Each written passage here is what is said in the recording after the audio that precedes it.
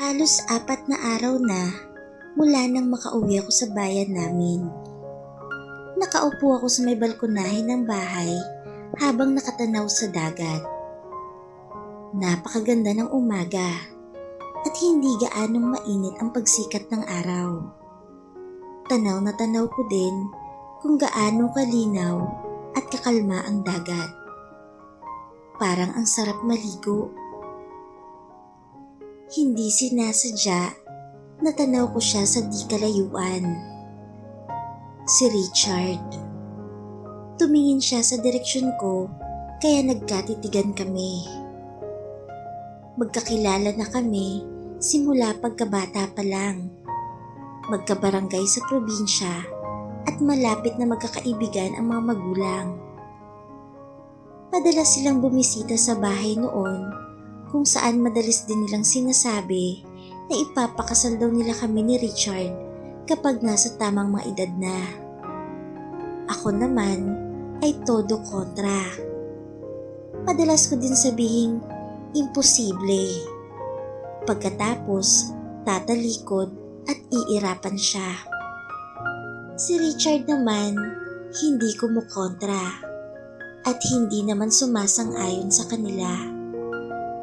Inis na inis ako sa kanya noon, pero siya, lalo lang naman akong inaasar at pinipikon.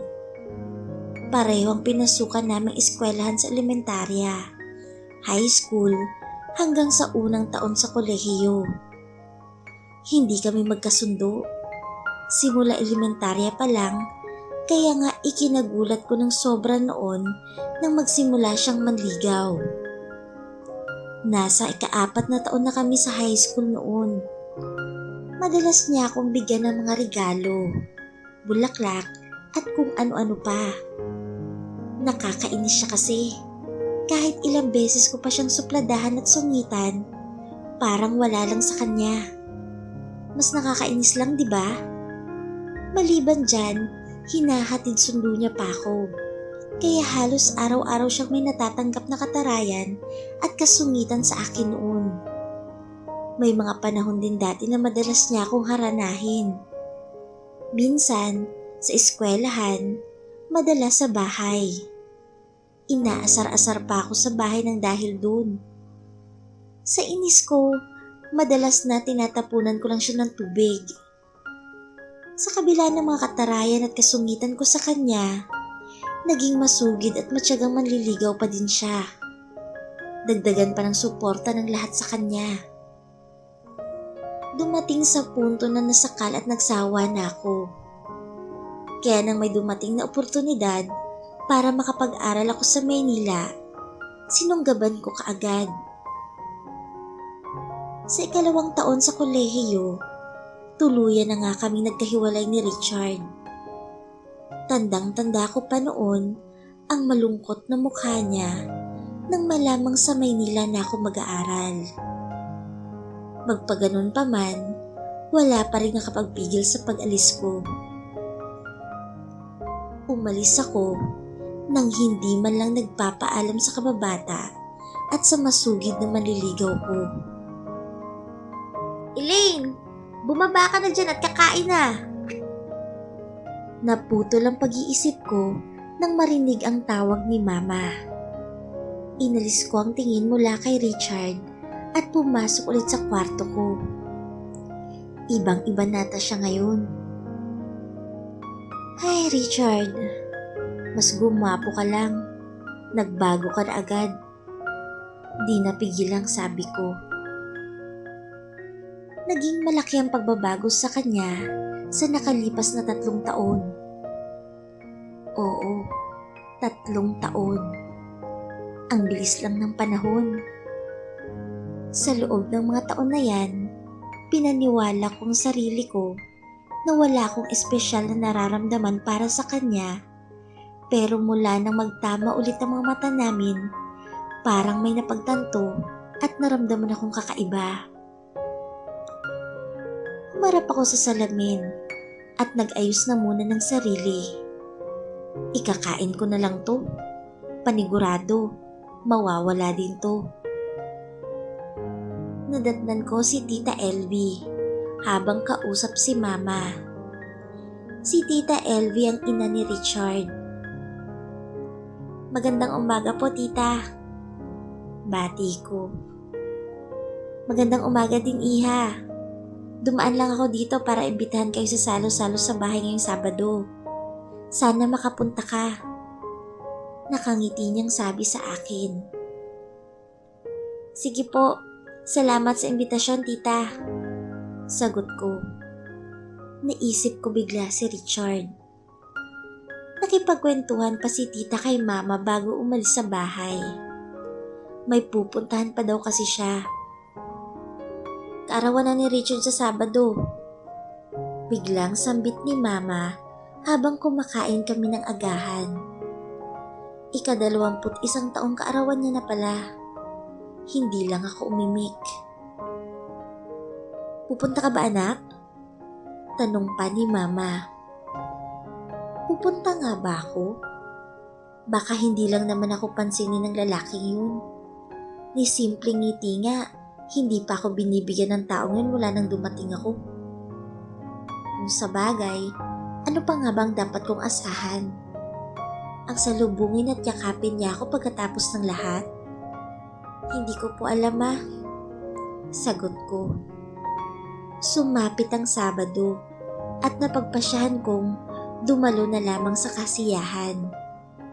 Dahil malapit lang naman ang bahay nila mula sa amin, naisip ko na nakakahiya naman kung hindi pa ako pumunta kung ang halos lahat naman ng taga-barangay ay naroon, di ba?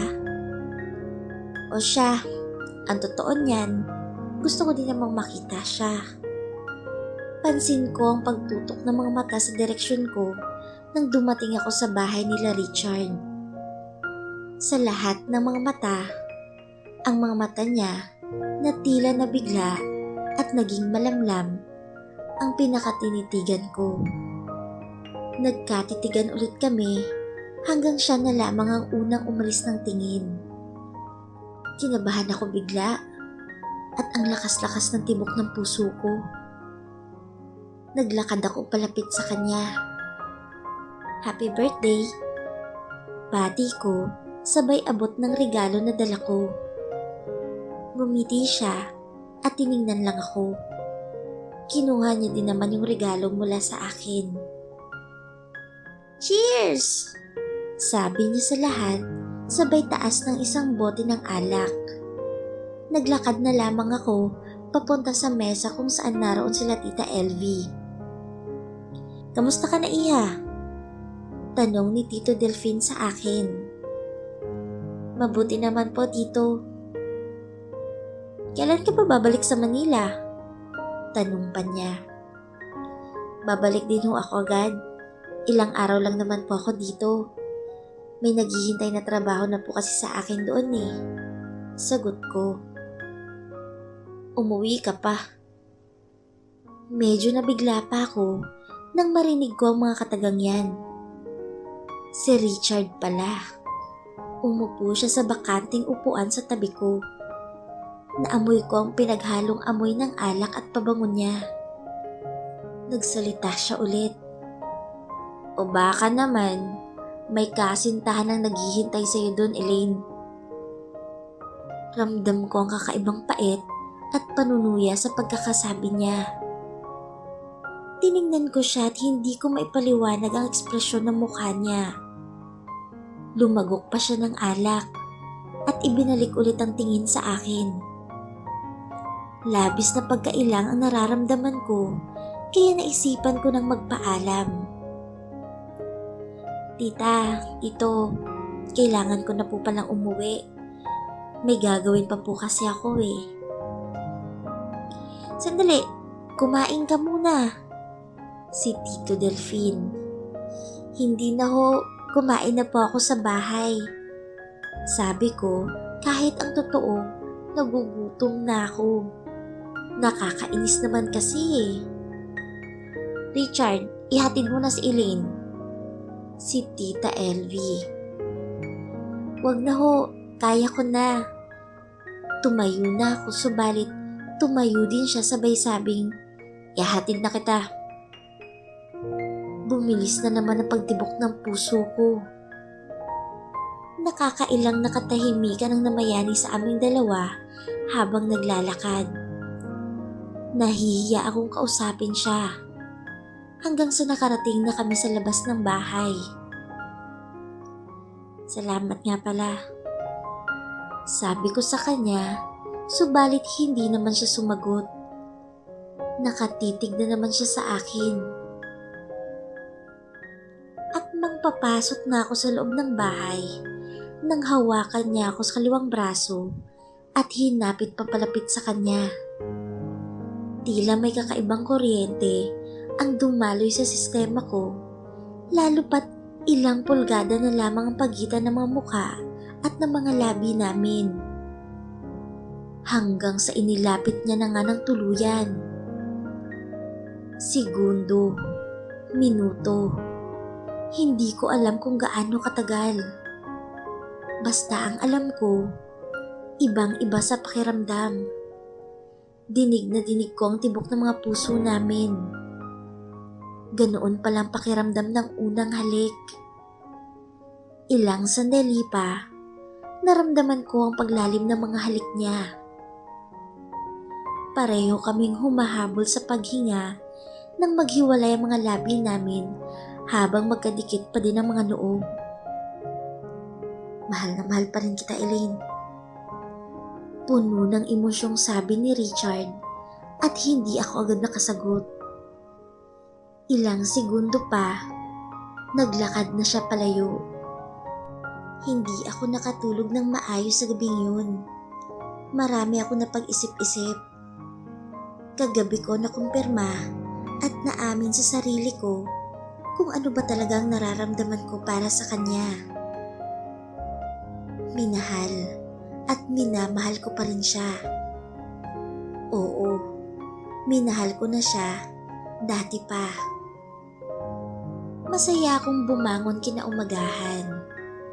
Buo ang loob ko na sabihin sa kanyang totoo kong nararamdaman para sa kanya. Parang ang saya-saya natin ah. Narinig kong sabi ni Papa habang nag-aalmusal. Ngumiti lang naman ako.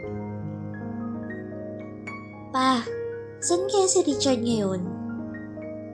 Muntikan pa atang mabilaukan si Papa dahil sa tinanong ko. Tiningnan niya ako na tila hindi makapaniwala.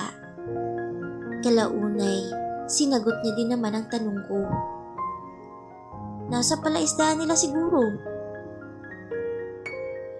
Masaya akong naghanda ng pagkain para dalhin sa kanya para sa pananghalian.